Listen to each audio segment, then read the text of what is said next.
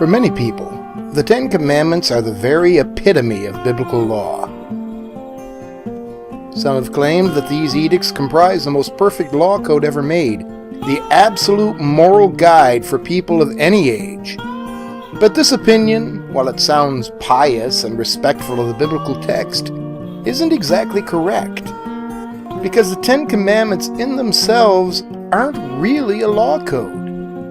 They are both less than a law code and more than a law code. They served a purpose in ancient Israelite society that they could never serve today. And they serve a purpose today that no ancient law code alone could have ever served.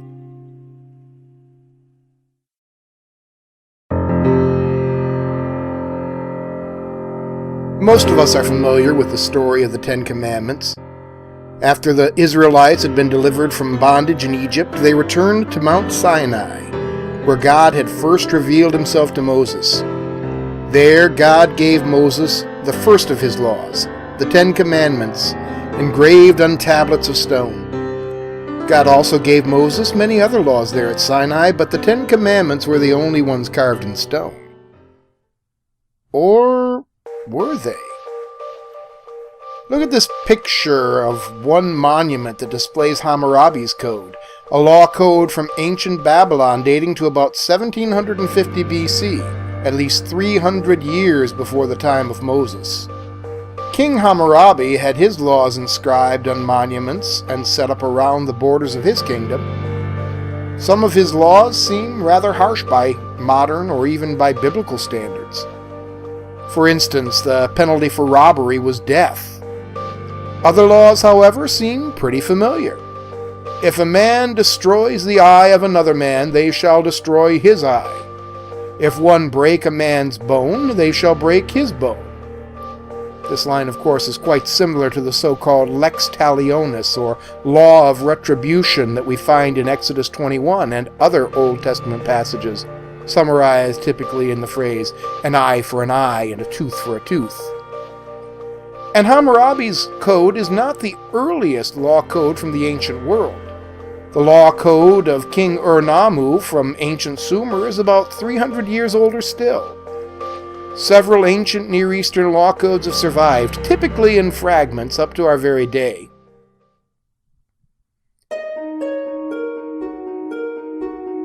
Let's consider for a minute where these laws came from. Long before the first kingdoms arose in the ancient Near East, various pre-literate tribes inhabited the area. These tribes had their own oral law codes that were passed on through their generations. When kingdoms began to appear, the new monarchs often found themselves with people of various tribal loyalties under their rule. The written law codes were a sign of the king's authority, a visible monument to his sovereignty over the diverse subjects of his kingdom. You didn't have to be able to read to be impressed by the somber stone pillars and the authority that they represented. A couple other aspects of these ancient law codes merit our attention. First, these kings did not claim to have created the laws that they proclaimed. Rather, they claimed to have received the laws from the gods.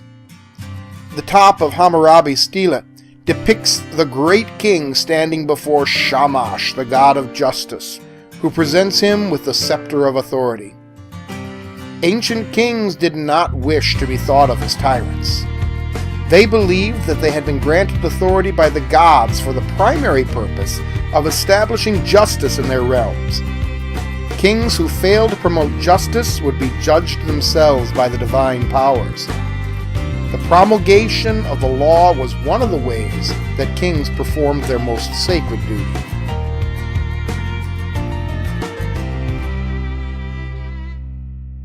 Another thing to note about ancient law codes is that law and covenant often go hand in hand. In the ancient world, a great king might enter into a covenant relationship with lesser kings in his realm. These covenants would outline the responsibilities of both parties.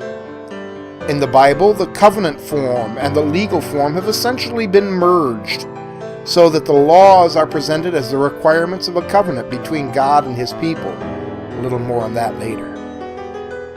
But there is an important corollary from that fact that we should note right now. In the Bible, covenant is preeminent over law. In other words, law arises from a relationship between God and His people. Israel didn't keep the law in order to become the people of God. It was because they were the people of God that they were to keep the law.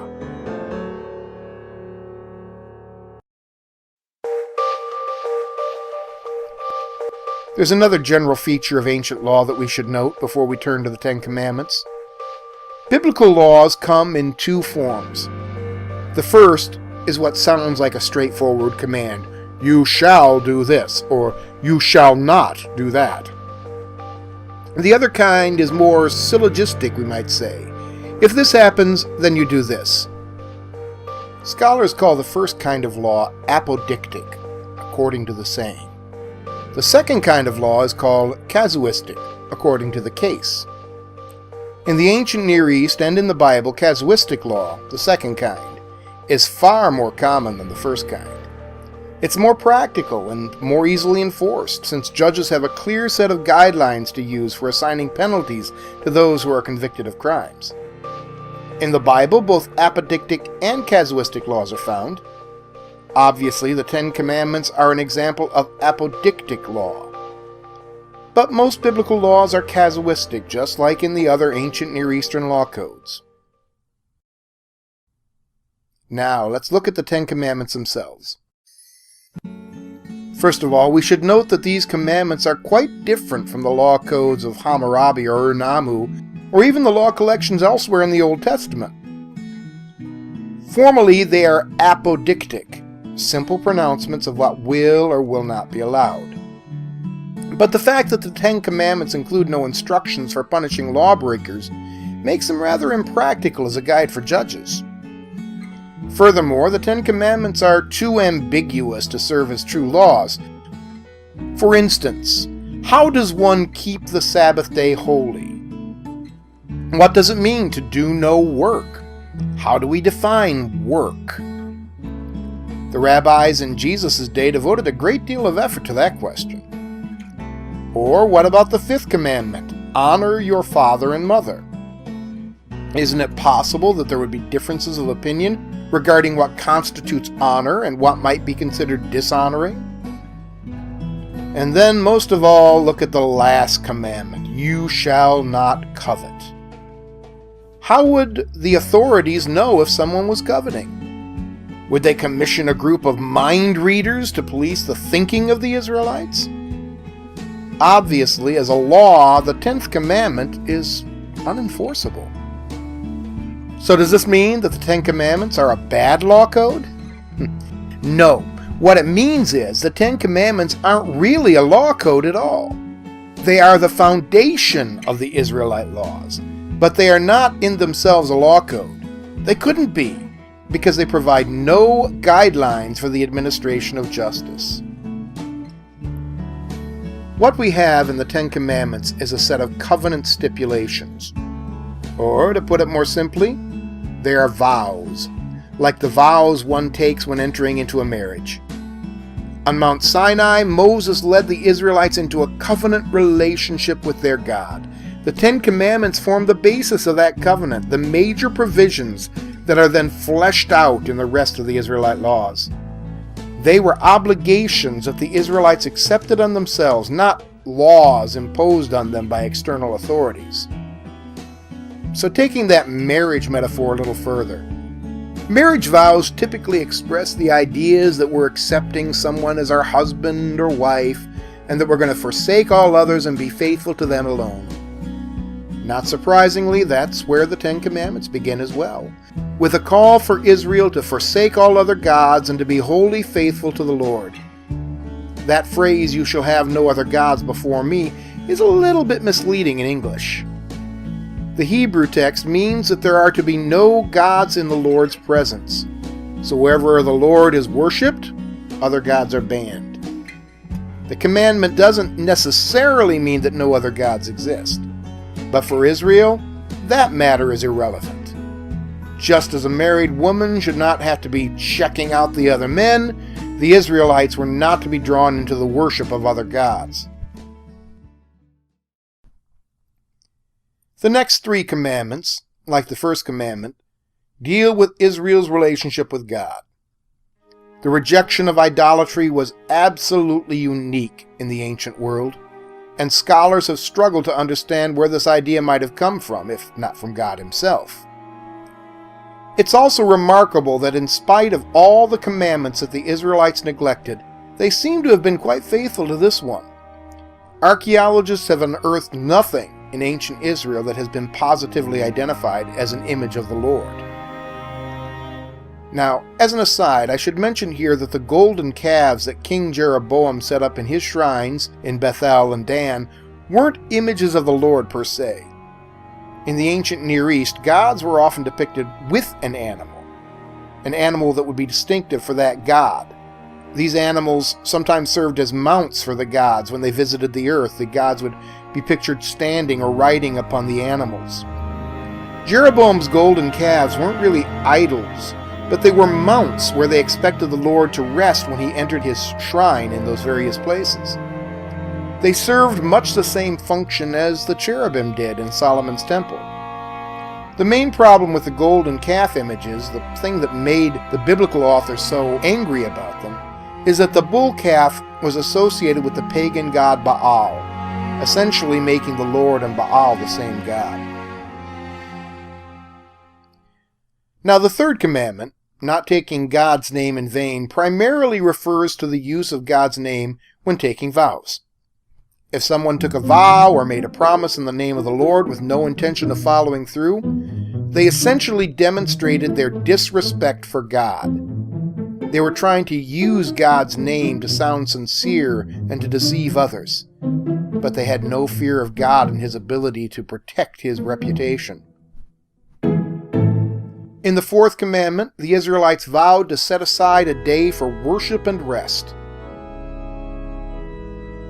This commandment is also without parallel in the ancient world. No other nation had anything like the Sabbath day. It was a command of dual significance. On the one hand, it was about remembering God and honoring his role as creator. On the other hand, it was about caring for the creation, both human and non-human. In this commandment, we begin a transition from commandments that regulate our relationship with God to those that regulate our relationship with the created world.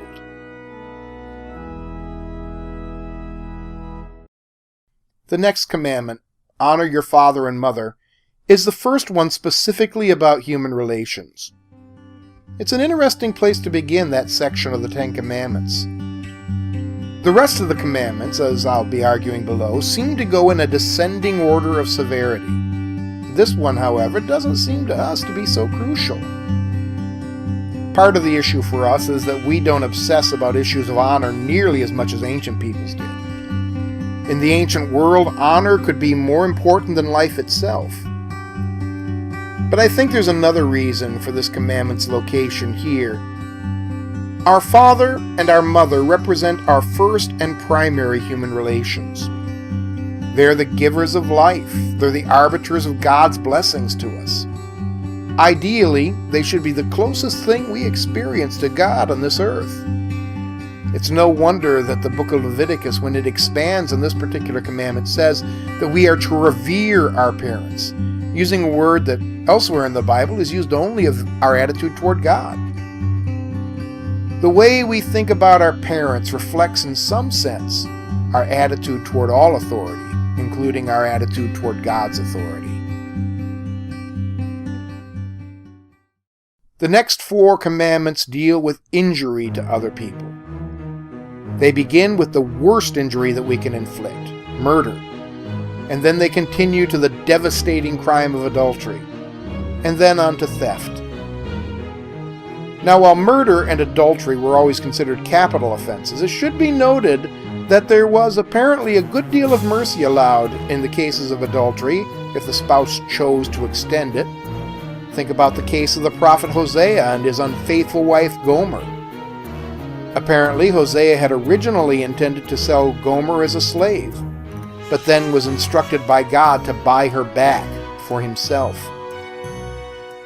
The penalty for theft depended on what had been stolen. Stealing a person, what we would call kidnapping, was the only kind of theft that called for the death penalty. Other kinds of theft typically involved a monetary penalty. The 9th commandment, "You shall not bear false witness," assumes a legal setting. Penalties for offering a false testimony in the Bible ranged from monetary fines to execution if someone had falsely accused their neighbor of a capital offense. Finally, the last commandment isn't specifically about a crime that directly hurts someone else, though it could certainly lead in that direction.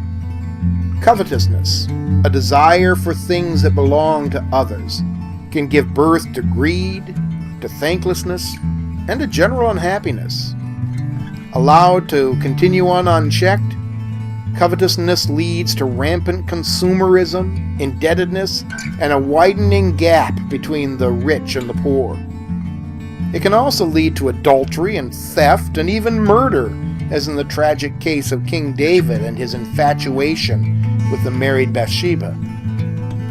The last commandment makes the Israelites responsible for policing themselves, their own thought lives, and for nipping bad attitudes in the bud before they became bad behaviors.